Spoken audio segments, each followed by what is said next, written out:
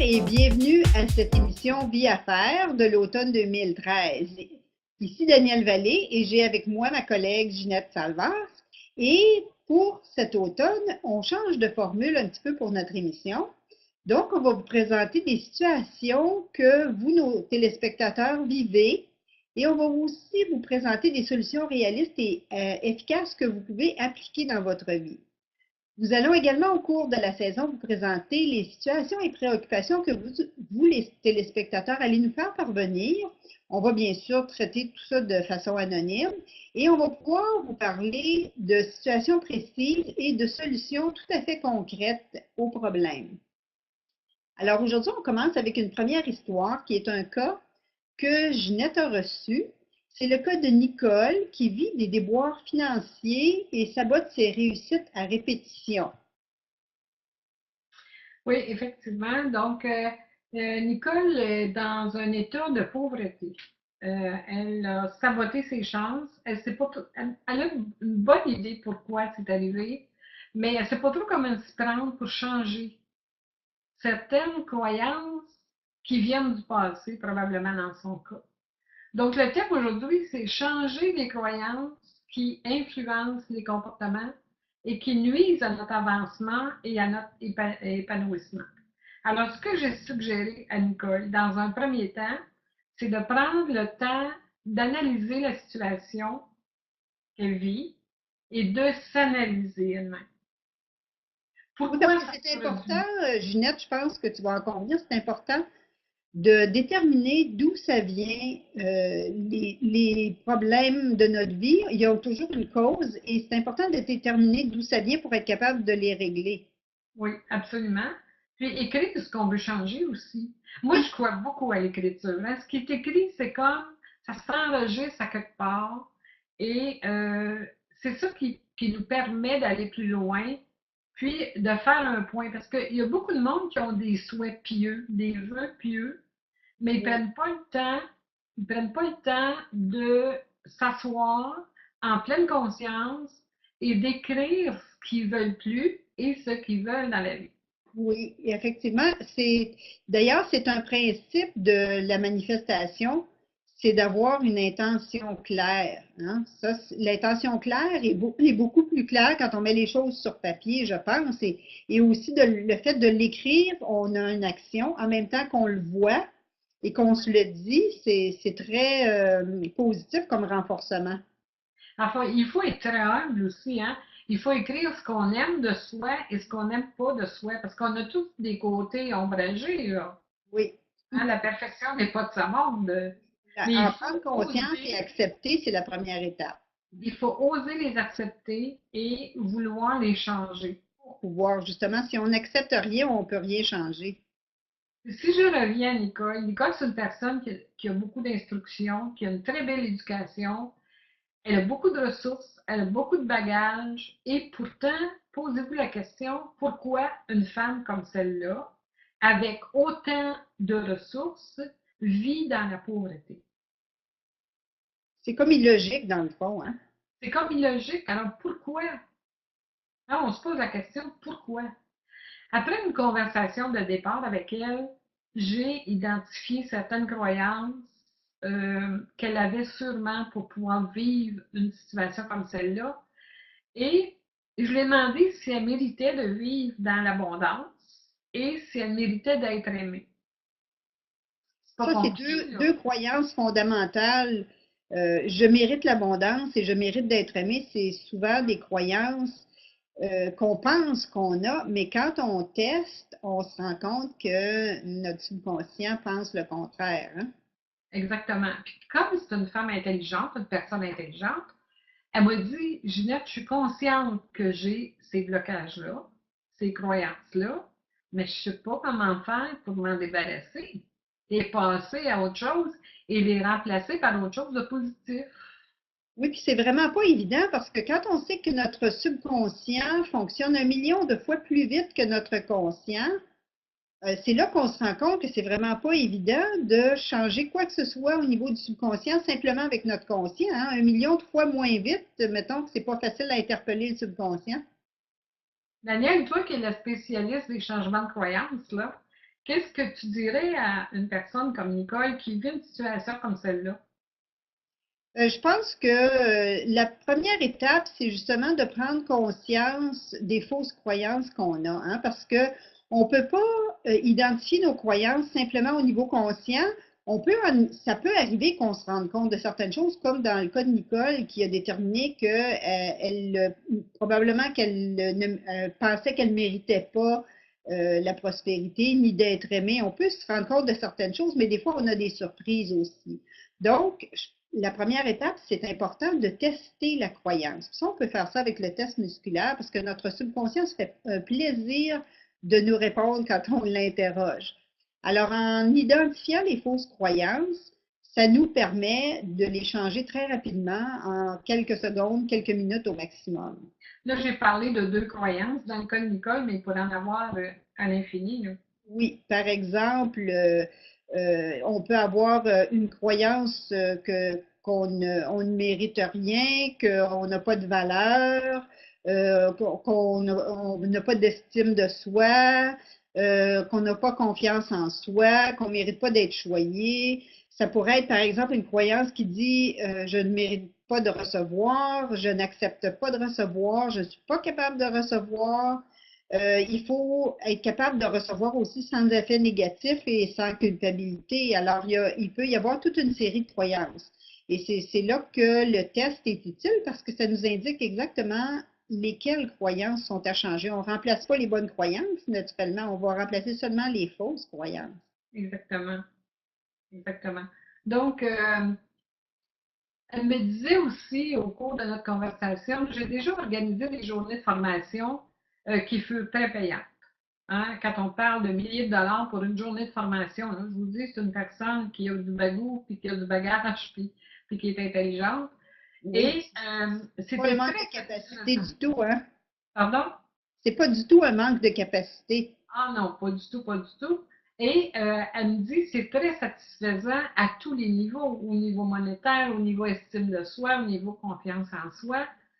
Et comme ça a été très, très bien sa journée, Très payant aussi, hein?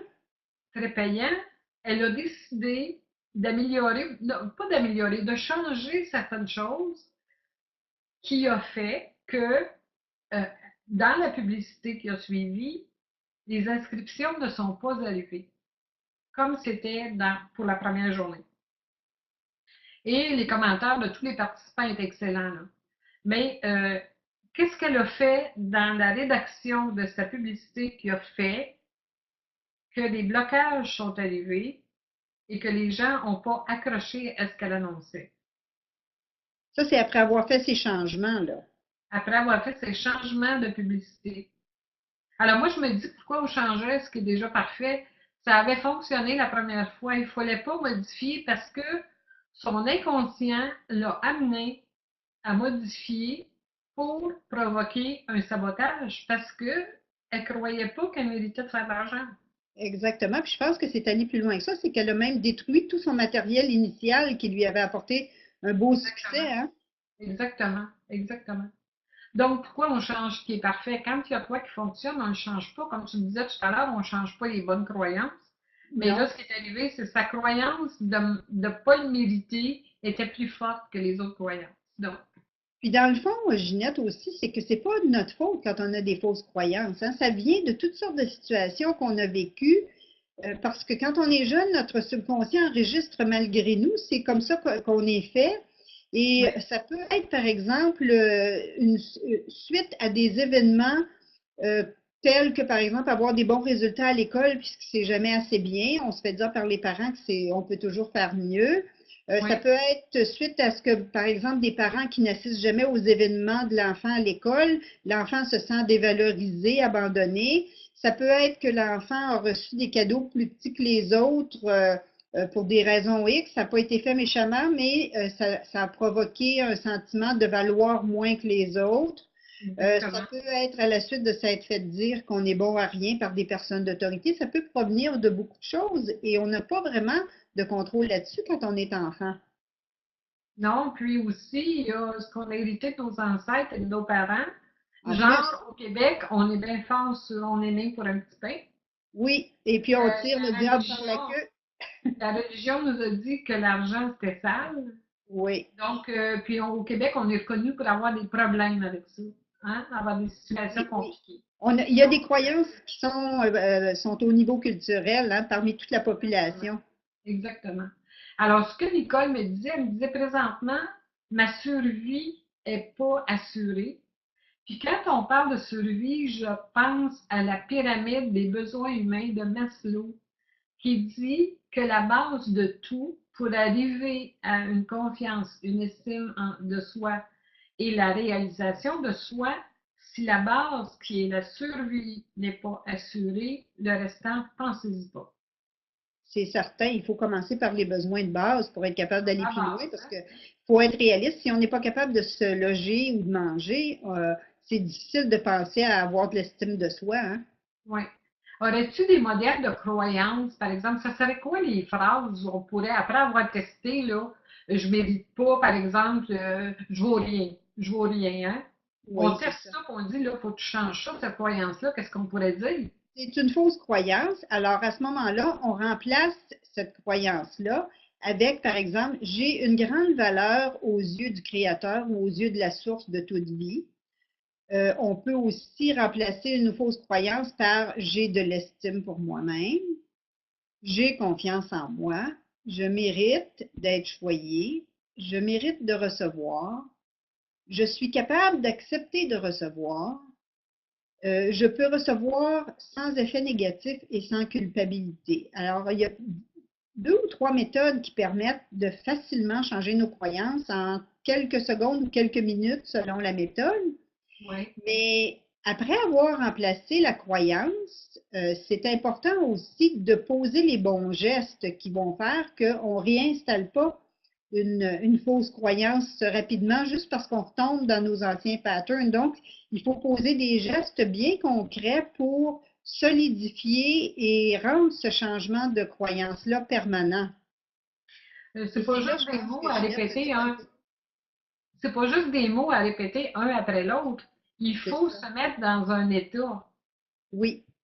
Il faut Oui, se mettre surtout dans un quand état. on veut manifester par la suite selon nos nouvelles croyances, parce que ça, là, ce que ça fait, là, c'est de changer les croyances. Ça nous donne les outils pour faire des changements durables après ça et pour manifester les choses qu'on veut au niveau conscient, mais avec l'appui de notre subconscient au lieu que le subconscient travaille contre nous. Donc, c'est important d'avoir des bonnes bases. D'une part, de changer les croyances, mais après ça, d'avoir vraiment une bonne base solide pour aller dans le même sens que nos nouvelles croyances. Ça, Si c'est là que tu as des bonnes techniques pour vraiment ouais. solidifier et concrétiser cette démarche-là. Si on veut ancrer ces nouvelles croyances-là, moi, ce que je suggère, c'est de faire une- je dirais, une méditation ou de vraiment là, aller dans son intérieur, là, comme on dit, se recueillir et de se souvenir d'un moment où on était en état euh, où tout fonctionnait bien. Par exemple, sa journée à Nicole, où tout a bien fonctionné. Elle se met dans cet état-là. Comment elle s'est sentie à la fin de cette journée-là? Elle était heureuse, elle avait des moyens financiers, elle avait Satisfaction une personnelle, probablement. haute estime, haute estime de soi. Comment elle se sentait? Pour identifier son émotion, sa ressource. Donc, quand tu as fait un exercice comme ça veut dire qu'à chaque fois qu'elle pourra organiser une journée comme celle-là, ou à chaque fois qu'elle aura des problèmes, par exemple, où elle se sent glisser là, vers le manque d'argent, elle pourrait juste revoir cette journée-là, se mettre dans le même état où elle était au moment où ça s'est bien passé. Oui, parce que ça, c'est basé sur une émotion, hein. Puis on sait que l'émotion, c'est un outil de créateur puissant. Ça fonctionne bien avec le subconscient. Ça va rejoindre le subconscient, notre émotion, et ça Oui. parle au subconscient. Donc, si on prend une émotion qui est positive par la suite, ça continue le flot du subconscient vers des choses qu'on veut et ça va renforcer ce que le subconscient va préparer pour nous parce que le subconscient a la possibilité aussi de créer des choses dans l'énergie. Hein, tout est énergie, donc quand on émet des pensées, ça finit par prendre forme. Ça vaut la peine de surveiller nos pensées. D'ailleurs, c'est dit partout, ça, de surveiller nos pensées. C'est pas parce que c'est un péché ou quoi que ce soit de surveiller, d'avoir des mauvaises pensées, c'est parce que ça crée vraiment dans le concret. Donc, c'est important de se Ça servir de sabote cet outil-là. ça nous sabote quand on a des pensées. Vous savez, ces techniques-là que j'enseigne de se mettre dans un état de ressources, d'aller voir comment j'étais quand j'ai vécu ma belle journée, c'est ce que les athlètes font. Oui, c'est une Hein, quand technique qui ils est participent aux utilisée. Olympiques, ils se mettent dans un état de réussite, dans un état de médaille d'or, dans un état pour C'est pour ça que ça gagner. fonctionne. Ça fonctionne vraiment, sinon ils ne l'utiliseraient pas. C'est ça. Alors, c'est ce qu'on appelle, en PNL, on appelle ça ancrer. Ce sont des ancrages. On peut tout simplement, il y a toute une technique alentour de ça, je ne vais pas en parler maintenant, mais il y aura à un moment donné, des gens qui assisteront à nos 2 jours de formation pourront savoir comment ça se passe pour physiquement faire un geste qui va ancrer d'une façon durable nos nouvelles croyances. Donc, Alors, c'est un exemple justement de ce à quoi nos participants peuvent s'attendre lors des 2 journées de séminaire, c'est que on va faire vraiment des changements de croyances concrets et on va offrir des techniques de changement durable aussi, les techniques d'ancrage, les techniques pour manifester ce qu'on veut et continuer à manifester ce qu'on veut plutôt que ce qu'on ne veut pas. Et exactement. on va aussi parler un petit peu de santé, bien sûr, parce que la santé, c'est aussi une préoccupation pour beaucoup de gens. Et on peut certainement demander des choses à notre corps, mais il faut s'assurer qu'il y a tout ce qu'il faut pour travailler. Alors, si le corps n'a Exactement. pas ce qu'il faut pour travailler, il va essayer, mais sans succès. Mais si on lui donne le moindrement ce qu'il faut pour travailler, là, c'est beaucoup, beaucoup plus facile Lui donner du d'avoir, carburant. oui, d'avoir des processus de guérison et de bien-être. Et j'aimerais ajouter à ça qu'il ne faut pas oublier de se récompenser. L'estime de soi, ça vient de la valeur qu'on se donne. Hein? Ça peut Oui. être d'aller s'acheter un petit bijou. Pour les hommes, ça peut être d'aller prendre un martini après le travail, je sais pas là. Oui, se Euh, récompenser, mais sans se sentir coupable. exactement, sans se sentir coupable. Puis la suite va venir aussi. Ça, tout ça, ces moyens-là, ça sert à rehausser son estime de soi. Et c'est ça qu'on veut en réalité. Hein? Puis passer à l'action. Oui, l'action est très, très importante parce qu'il ne se passe jamais grand-chose quand on est assis sur son fauteuil chez soi, là. Il faut Mm. bouger, il faut fournir à l'énergie des opportunités de répondre à nos demandes. Parce que si on fait rien, ça va prendre un temps fou avant de se produire. Donc, plus on bouge, plus on a des chances que ça débloque vite. Hein? Oui. Puis on a plusieurs activités qui s'en viennent aussi là. Oui.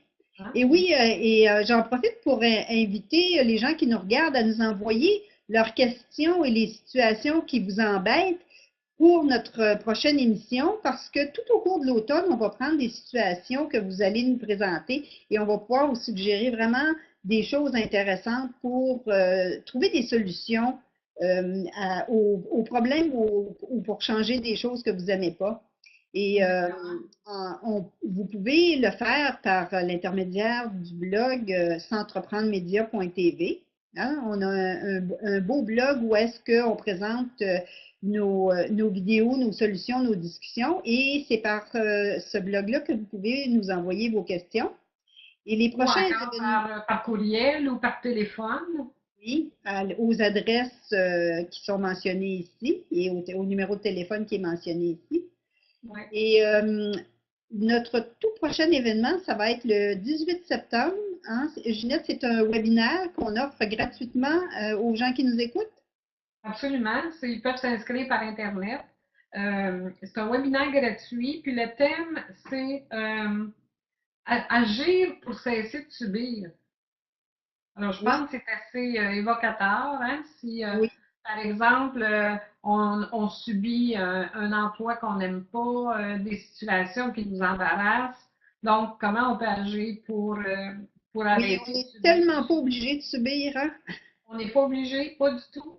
Non, Ensuite, il y a le salon Ma santé globale. auquel nous allons participer les 28 et 29 septembre, puis au cours duquel tu feras une conférence le Oui, 28 le 28 septembre. septembre en avant-midi, il y a une belle présentation justement sur le thème comment on peut changer notre vie en 48 heures. En 48 heures, oui. Et moins même parfois, ça dépend des jeux, hein? Oui. Et le 2 et 3 novembre, on a nos 2 jours de séminaire où Donc, on va être entre amis et on va s'amuser. On va changer nos croyances, on va se donner des outils pour vraiment aller de l'avant, pour se faire une belle vie et avec l'harmonie, avec du bien-être. Et parce ça qu'on le va. mérite. Oui, On le mérite. on mérite ça. Alors, merci d'être avec nous, d'avoir été avec nous aujourd'hui. Et on va vous revenir dans 2 semaines avec un autre cas concret qui va vous donner des idées pour ce que vous pouvez accomplir dans votre vie. À la prochaine! À la prochaine.